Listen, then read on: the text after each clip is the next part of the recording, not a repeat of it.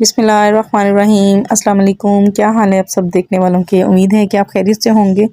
तो आज मैंने बनाई है इमली और खुबानी की चटनी। ये बहुत ही ज़बरदस्त बनी है, तो आपने लाजमी इनको ट्राई करना है। और चैनल पर नए हैं तो चैनल को सब्सक्राइब लाजमी कर दें, लाइक कर दें, शेयर कर दें अपने फैमिली एंड फ्रेंड्स के साथ। तो आए शुरू करते हैं। बिस्मिल्लाहिर्रहमानिर्रहीम। और सबसे पहले जो है वो आपने एक पाव खुबानियाँ लेना है। इनको अच्छे तरीके से वॉश कर लेना है और 2 कटोरियाँ मैंने इसमें पानी की ऐड की हैं और इसको 5 मिनट के लिए आप पका लोगे।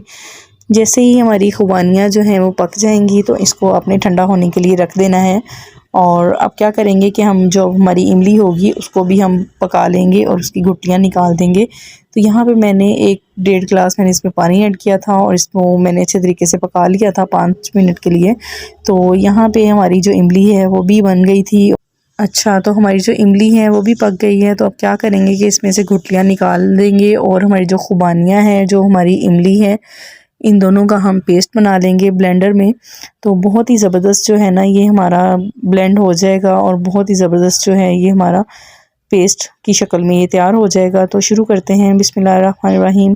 तो सबसे पहले जो है वो आपने एक प्यारी सी कढ़ाई ले लेनी है और इस कढ़ाई में आपने तैयार किया हुआ अपना सारा पेस्ट इमली का और खुबानी का इसमें आपने शामिल कर देना है और लो फ्लेम ही रखनी है इसके नीचे।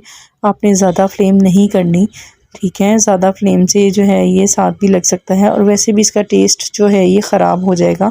तो ये इमली का पेस्ट है, पहले मैंने खुबानी का पेस्ट ऐड किया है। अब आप इसको लो फ्लेम करके इसको 5 से 7 मिनट के लिए पका लेंगे।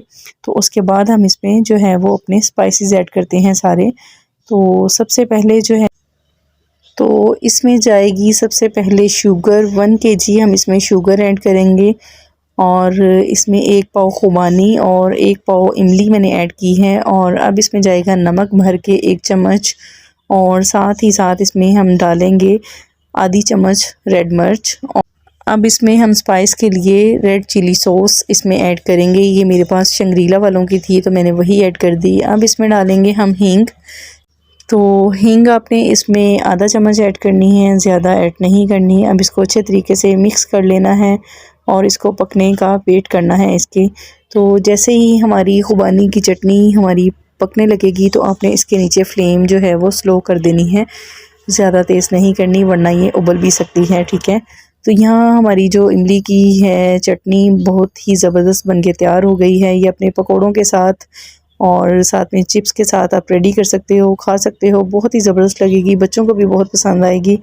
अगर आपको पसंद आई है वीडियो, मेरे चैनल पर नए हैं तो इस चैनल को सब्सक्राइब लाजमी करके जाएं, शेयर लाजमी किया करें अपने फैमिली एंड फ्रेंड्स के साथ और मुझे प्यारे प्यारे कमेंट्स में बताया करें कि आपको ये हमारी रेसिपीज़ कैसी लगती हैं।